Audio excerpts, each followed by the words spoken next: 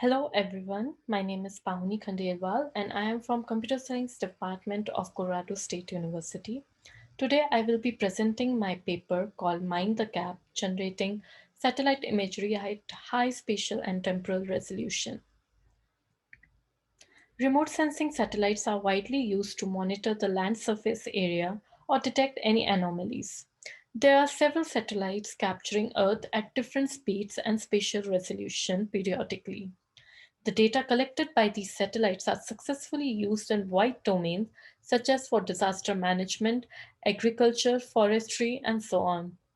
These huge publicly available imagery measure Earth in multispectral frequencies, often called band, such as near-infrared bands, visible bands, and thermal infrared bands. Some satellite missions such as MODIS, COSAR, VIR captures daily and hourly changes but at very low spatial resolution of few kilometers per pixel. On the other hand, we have satellites, for example Sentinel, Landsat, which acquire images at high spatial resolution but they are temporally sparse.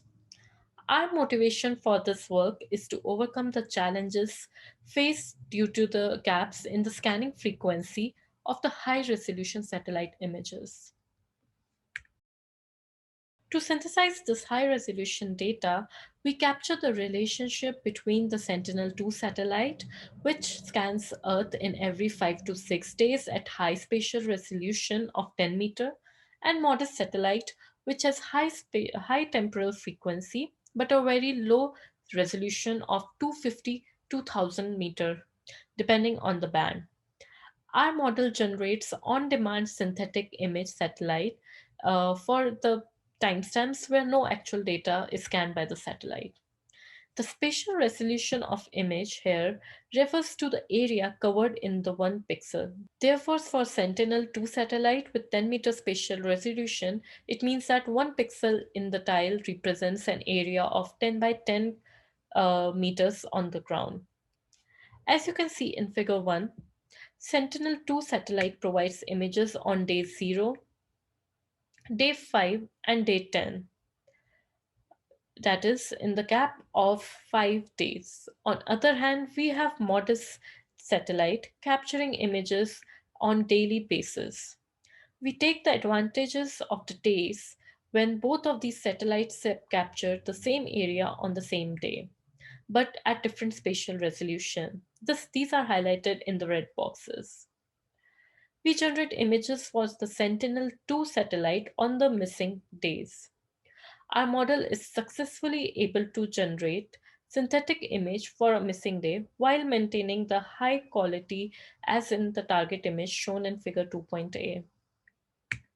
Satellite images are a unique mixture of slow and fast evolving features. Slow evolving features comprise of structural and topological features such as roads, shape of agricultural farms, and lakes and rivers, which do not tend to change that often. On the other hand, we have fast evolving features such as vegetation in the crops and plants based on seasonality, weather change, and the plant's life cycle. Our model SetNet is based on generative adversarial network called GANs. We leverage machine learning model to capture slow evolving features from Sentinel-2 and fast evolving features of land surface from MODIS satellite. Generative adversarial networks or GANs consist of two neural networks called a generator and a discriminator which are contesting against each other. The generator model learns to map the given input noise or images into a target data and also fool the discriminator network by generating realistic images. On the other hand, discriminator identifies whether the image is produced by generator or belongs to the true data distribution. SetNet's generator model digests three previous Sentinel input images, which are temporally closest to the target timestamp. These three tiles are then fed to a bidirectional convolutional LSTM layers, which are widely used in time series prediction. The outputs are then downsampled to extract the low level features in the image. Also, we feed model style captured on the same missing date and upscale it after merging with the other spatiotemporal features of the target image. These features can be target image week, timestamp, season, and any location specific information. These features help in identifying patterns observed over years at a given location or in the neighboring regions that have very similar land cover type. The generator consists of skip connections to make sure that the slow evolving features from sentinel image are still generated in the predicted image. Segment discriminator model consists of blocks of convolutional layer, batch normalization layer, and an activation function. The discriminator outputs the probability of image being real or model generated. The generator model learns from the cross entropy loss of the discriminator network, which is also called adversarial loss. We also use a content loss by utilizing pre-trained VGG19 model to extract the low-level features from the predicted and the target image. And then we feed the errors between these two feature maps back to the generator so that the generator can learn from these errors and readjust the weight of model parameter. This helps a lot in faster training of a model. As shown in table 1, learning from both VGG feature errors and discriminator errors, model achieves the best performance of 0.00096 MSE. We further experiment with various content loss functions such as mean absolute error, squared error, SSIM, Huber loss. Best learning happens when the combination of both MSE and MAE errors are considered in Huber loss function. The SetNet model training consumes several datasets. We use 20 gigabytes of Sentinel-2 imagery from January 2018 to June 2019 to perform training. Although the total available dataset is around 344 gigabytes, however, after cleaning the dataset for target bands, removing scenes with a high cloud coverage, and missing pixels, we end up with 20 gigabytes of images. Imageries from June to December of 2019 are used to perform testing of a model. Similarly, we use model styles for the same time frame. Since there is no actual data available between the two consecutive sentinel tiles, we use temporally sparse night dataset available at 1 meter resolution over agricultural field as a target image. To further measure our trained model performance, we use NLCD dataset which classify each pixel in the image amongst one of the 16 possible land cover types such as water, crops, forest. This dataset is also used in our transfer learning experiments. We performed several experiments to assess our proposed model. All the experiments were performed on distributed cluster of 50 machines, each containing GPU. The model is implemented using TensorFlow with a distributed machine learning framework called Horoward. The model is trained over 100 by 100-kilometer region of Fresno, California. We focus our research in predicting RGB bands from the visible spectra. These bands help in capturing the landscape's changes and seasonality trend, which are unique per region but still sharing similarities. The entire dataset is divided into geohashes or small boxes, which will be explained in the next slide. These boxes are then dispersed equally among 50 machines. Images from both the satellite over the same spatial region are correlated in the same machine.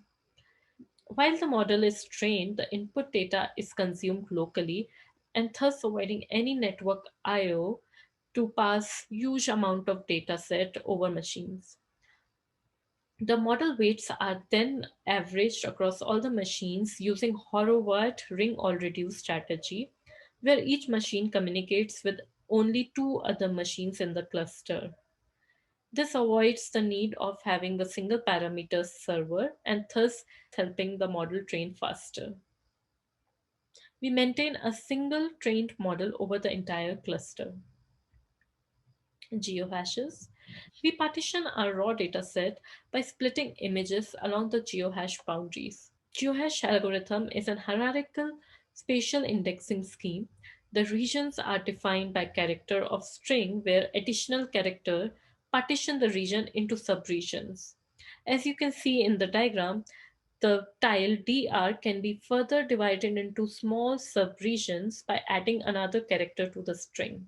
Another challenge faced in dealing with multiple satellite imagery is the different format of raw data, such as NetCDF, zip, TIFF files, and spatial referencing systems such as Mercator projection, geographical lat, long coordinates, and so on. To overcome this, we perform pixel coordinate transformation to make sure that dataset is correctly partitioned in the geohashes.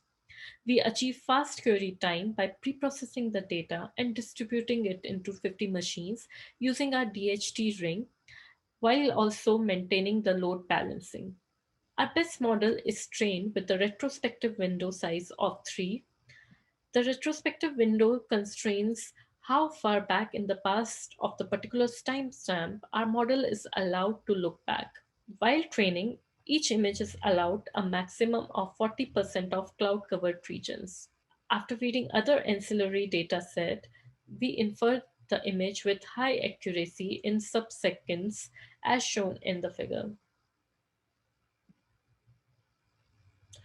As there is no actual data available at 10-meter resolution daily, we utilize 1-meter resolution night dataset to act as target missing day, and we use our trained model to predict the image. We compare errors per band by downscaling night image to 10-meter resolution. We can see high correlation between NIPE and predicted image pixel in all the bands.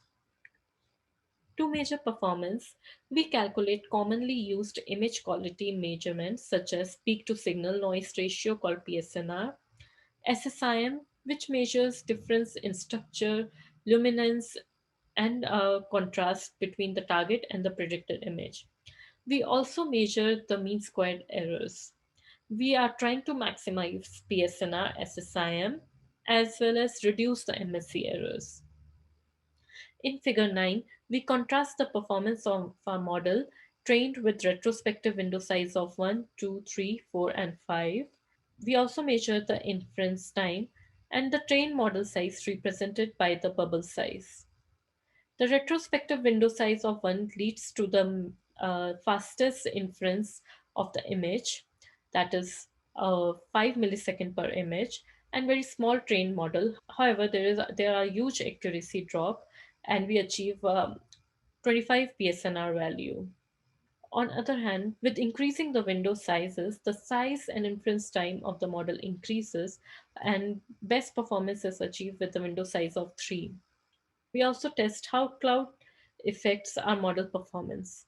Cloud and cloud shadows often contaminate pixels, preventing in learning any temporal changes. As the cloud threshold are increased from 10 to 50%, we can observe performance decrease by 5 to 2% at every 10% drop. Model sensitivity towards the cloud is seen in figure 10 and 11. Fixing window size at 3, uh, the model performs best when the training data set has maximum of 40% cloud and when it's tested with maximum of 5 to 15% of cloud covered regions.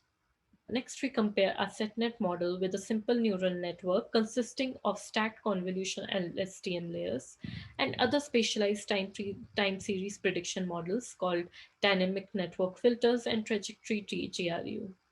These models only use sentinel images and have no knowledge of fast evolving features captured using modest style.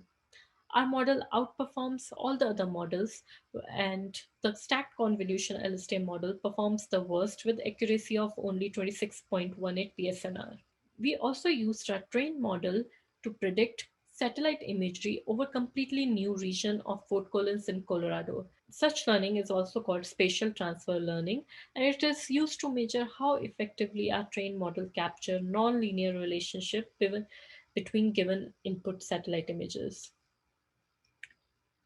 Spatial transfer learning helps us in avoiding cold start training of our base model trained on Fresno region. Both Fort Collins and Fresno regions have very same type of land covers. We leverage the fact that spectral properties of bands belonging to a particular land cover type have very similar pattern changes over time.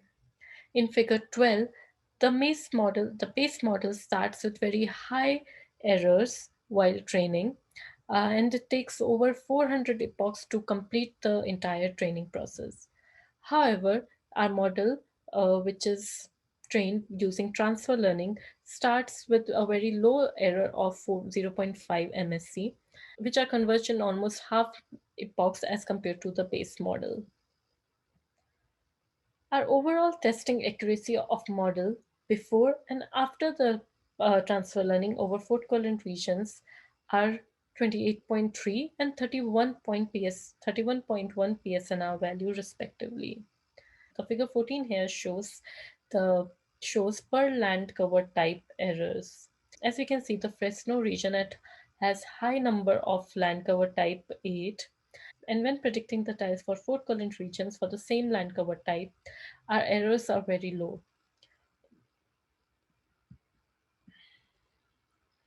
To conclude the presentation, we have developed a model to estimate high resolution satellite imagery at arbitrary spatial and temporal resolution. We leverage data locality and distributed storage system to boost our model training time.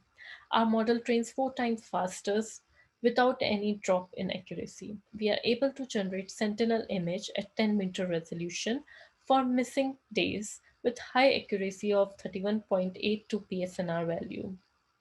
We are able to capture the spatial patterns and temporal changes of both the MODIS and the Sentinel satellite.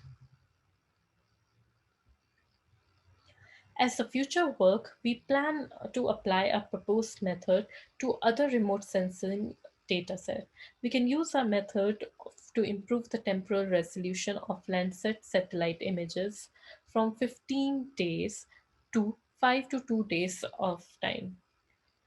We can also overcome the missing images which are dropped due to high cloud coverage. We also plan to extend our work by predicting the bands other than RGB bands, such such as near infrared bands, thermal infrared bands, and SWR bands. These bands are often used for calculating vegetative indexes such as water index, NDVI, NDMI, and calculating evapotranspirations. Thank you so much for listening to the talk.